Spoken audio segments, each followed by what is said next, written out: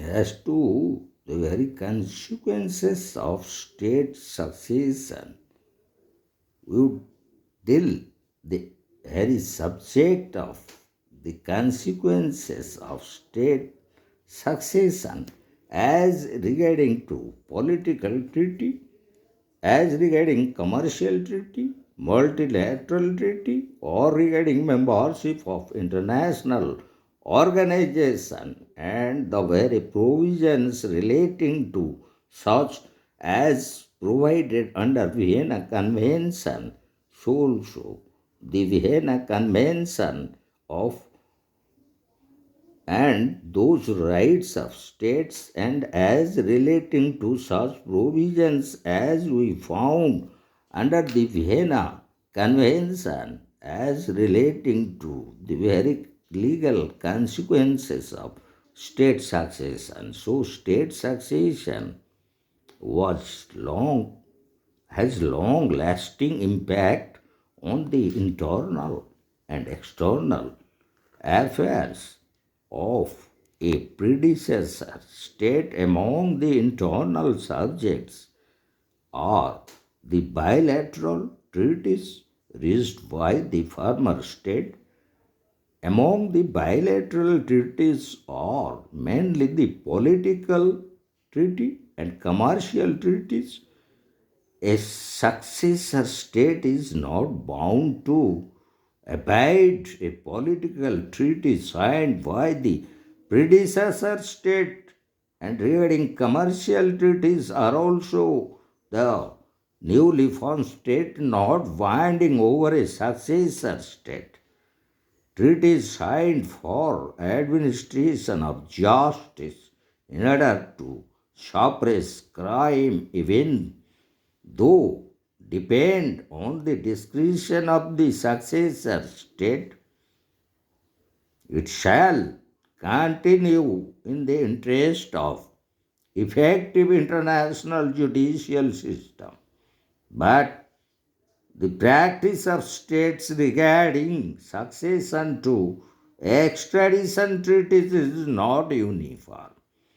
Then multilateral treaties are generally continued by the successor state because they are concluded mostly on general subjects which are beneficial to almost all the states of the international community.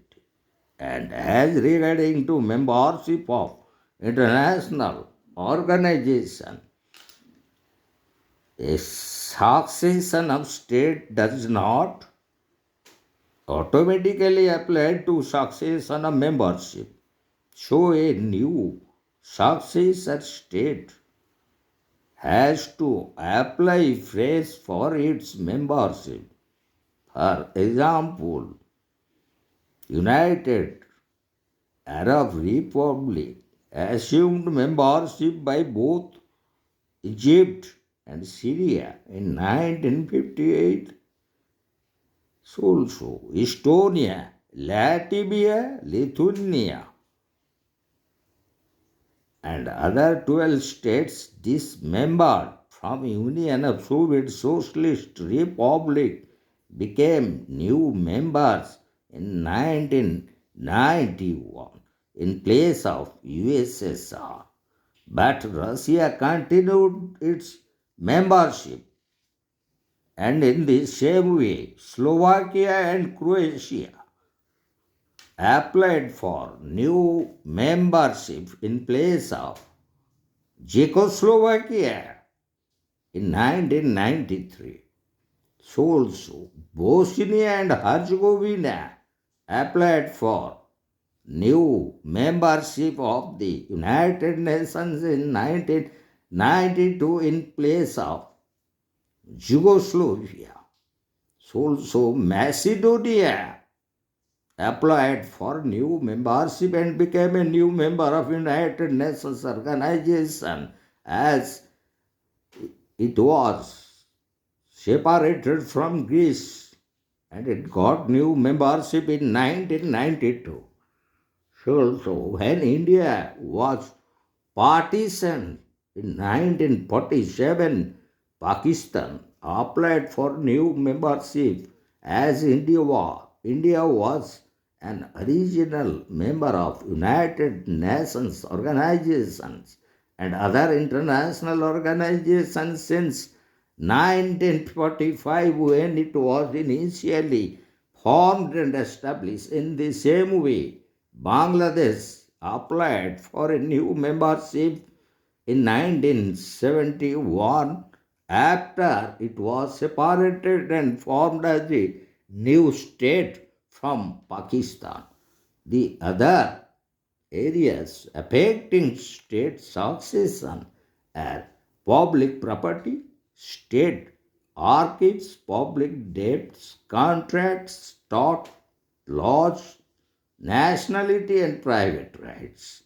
So now we will go to the very provision of Vienna Convention as it is provided under Article 8, Article 11, Article 14, Article 16, 17, and 18 regarding state succession in respect of state property, archives, and debts which deal with succession to public property and others.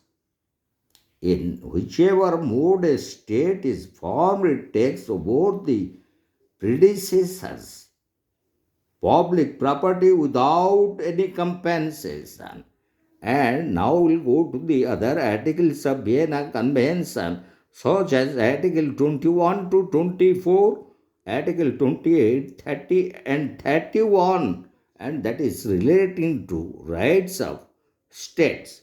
So, as it is provided from the Vienna Convention of 1983, all rights of a state will automatically pass to the successor state without compensation, as it also will not affect the rights of the people over the archives as it relates to their history and cultural heritage. And Article 36 of the Convention deals with public debts of the predecessor state. Here, the successor state is bound to honor all public debts made in good governance and for useful purposes made by the predecessor state. And regarding contracts, and regarding contracts, it is although a discretionary power of the successor state to abide it or not, but certain concessionary contracts like digging of mines, laying and running of railways, and building of roads or a project on a river raised by the predecessor state are normally respected by the successor state.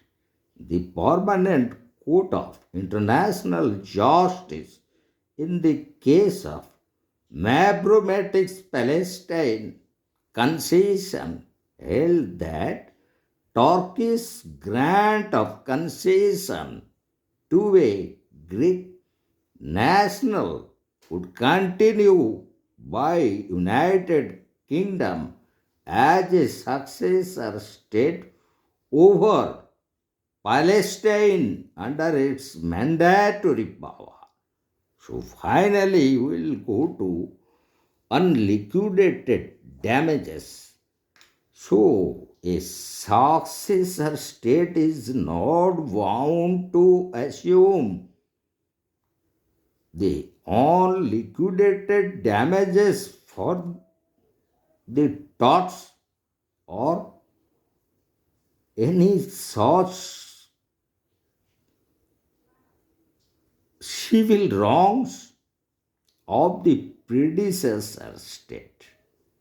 The Brown case is a relevant point regarding taught the fact of the case. Brown, an American citizen, was engaged in gold mining in South Africa since 1894, but after its takeover by United Kingdom in 1900 under the proclamation, it was withdrawn by the successor state Great Britain, which was challenged through arbitration. And finally, the tribunal disallowed the claims of Brown and United States. But a successor state is bound to settle liquidated claims either made under an agreement or through a judgment or by an award of a tribunal. So these are the consequences follows of state succession, and all these relating to either political treaty or commercial treaties reached by the predecessor state, or regarding multilateral treaty, and also regarding membership of international organization that we have discussed in length. And also in the latter portion we discuss the very consequences relating to state property, archives, public debts, and public laws, and as very provisions relating to such consequences regarding state succession as provided under Vienna Convention of 1978 under Article 8, Article 11, Article 14, Article 16, Article 17, and Article 18. So also regarding the very rights of the state as it was framed under the Vienna Convention of Rights regarding the state rights, which was drafted in 1983 and adopted in the same year, and also the very provisions of that Vienna Convention of 1983 relating to Article 21 to 24, Article 28, Article 30 and 31, that also relating to public debts as provided under Article 36, that also we have discussed in length. And lastly we discuss regarding the contracts reached by the predecessor state and its impact, how it could be honored by the successor state. And lastly, regarding unliquidated damages, which is a part of law taught, and in relation to that, we discuss the very important leading case, that is Brown's case, and how it affected the very succession of the state of South Africa as it was taken over by the United Kingdom or Great Britain in 1900.